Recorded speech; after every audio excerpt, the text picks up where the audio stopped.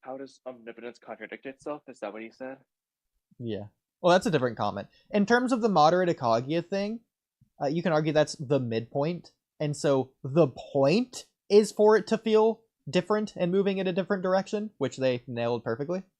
So I agree it's different, and it works in the Shippuden case, didn't work in the Boruto case, because it just came out of nowhere at a random point of the story where it was senseless, didn't need to happen, and just bogged things down, made them more complicated, confusing, arbitrary randomness.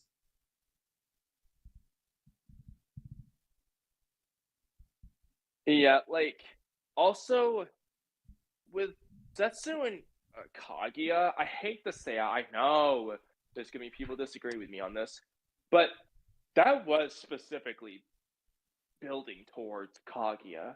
Yeah. Versus in this case, we were never specifically building towards anything in particular, other than Code, who became the one sideline in this case.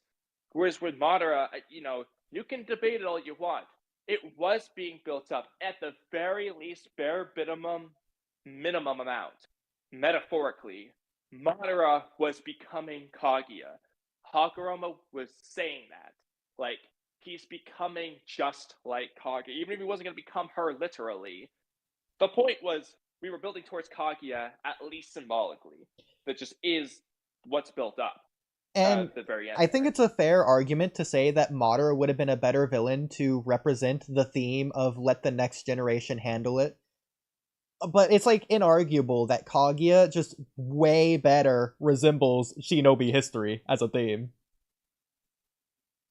Yeah, like, and I feel like when it came to the Madara thing, they already kind of did the next generation thing with Exactly. Obito's last conversation with Madara. We already Like, got they all we needed. like, Obito spelled it out to Madara how what you've done with me is not the same as entrusting the future to the next generation. Yeah. Obito is the narratively correct person in this context. Madara continues to just ignore him, and he's proven wrong in a sense. Like, Obito is just proven right through Zetsu's betrayal, which is why I do think Zetsu's betrayal is the good end, because in this case, Madara loses due to his flaw, his character flaw in this case. And so I personally think that just is the best way for Madara to go out, not through all these other things, but he should lose because of his flaw. His flaw isn't anything else, right? Like he has like a specific flaw, and he should lose for that reason. So I just think it works the way they did it. And then in regards to Kaguya, like I said, it's building towards that. And Kaguya is, or Zetsu alternatively, I guess, would be the best people for the freaking Shinobi history thing. Because the progenitors of Shinobi history. Yeah. They should be like they are the perfect thing for that. Whereas Madara isn't, because Madara is just some guy in the middle of Shinobi history. Yeah, he's older, but the only reason Madara kind of would work is the history of the villages. That's fair, but it's not the same as with Kaguya. I was going to Also, argue switch Madara to works because he manipulated Shinobi history by manipulating Obito, but Zetsu took that position, so you don't really need him to do that anyways. Yeah. So, and also, I also, to some extent, like the idea of the boss not being a shinobi in this case. Yeah. Like, well, because that perfectly parallels Sasuke. Sasuke was trying to do the exact same thing Kaguya was, but Sasuke, trying to oppose Kaguya, was blinded to that fact. Kaguya is Kamui, you're lagging. a ninja. Kamui, you're lagging. Yeah. You're lagging. Which I think is just better. I'm just gonna guess you didn't hear me. Oh, you cut out. Shit. No, you cut out. I said you were lagging like 3 times and you just didn't hear me. Okay. Okay, you're good. Okay, I switched headphones because it just you said I was lagging. I was like, okay, yeah. I guess I was the problem, but I switched laptop. Anyway, before now. You said Sasuke was blind to that fact, I could not hear you. So repeat the Sasuke thing. That was basically it. The fact that Sasuke and Kaguya were basically trying to do the same thing in name, but Sasuke was trying to oppose Kaguya despite that fact. He was blinded to it. He didn't Yeah. realize that he was And trying to stop the in very that thing he was regard, becoming. I also feel like, I hate to say this, but to some extent, having Madara be the final, it feels like Madara and Sasuke would be too similar. It would just be like the inter-reincarnate doing basically the exact same thing. It would just be the same thing, like literally the same thing twice. Versus with Kaguya, there's a distinct difference that just, I think it's better to have Kaguya there. Yeah. I do not agree with the people who think Madara should be the final villain. I stand by it. So regardless of who you think should be in the role of the opposing figure for our heroes in terms of the themes, I think we got everything we needed from Madara. We don't need anything more. We got everything beforehand, and then we even got some Madara after Kaguya as well, both before and after. What didn't we get from Madara that we needed more of? That's my question. Exactly. In Madara, because the betrayal of Black Zetsu is the important thing for Madara, not the Kaguya fight. So essentially, if we just get a delayed reaction from Madara, Madara has his Gaara lying on the ground, Obito lying on the ground moment where he gets to reflect on everything. And he gets that conversation with Hashirama, which was, I thought it was great. It was a great closing for both of their characters, where they both realized where they went wrong, which in both of them made a different but similar flaw in terms of like not trying to, instead of focusing on fostering the next generation to take care of things in the future, Hashirama, I read this, I didn't realize it's freaking bolded in the manga.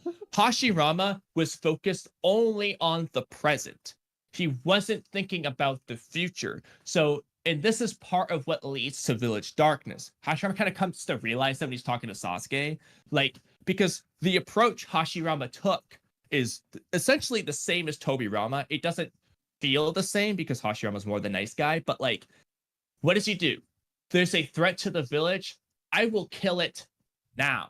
Instead of focusing on how I can either try to foster the future to be better, or how I could, I guess, like Naruto, not give up on Madara for the sake of the future. It's just, I'm going to eliminate it now, and I'm not thinking about the future consequences of this. And that's the approach that Tobirama and Danzo take. What does that lead to? It leads to the Uchiha coup d'etat. Danzo gives Itachi the mission, get rid of the problem now. What does that lead to? Sasuke in the future. All of them are making essentially the same mistake. Hashirama realizes it was far more important, do what you can, but most importantly, focus on how you can get that next generation to build upon what you've started and continue to make things better and better. Each generation, better in the future, better in the future. Instead of just trying to like rush to the end point now, eliminate things now. And Madara has a different case, but he kind of like realizes like, yeah, you're right, because it ties back to the freaking Obito conversation before, because Obito's proven right. Like, what you did with me is not the same as it trusting the future of the next generation. So anyway, I thought it was a good closing, and all Madara needed was Setsu's betrayal, Setsu's dialogue, and the Hashirama conversation. You don't need anything more from Madara as a villain. He's done all of his villain antagonistic things leading up to that point.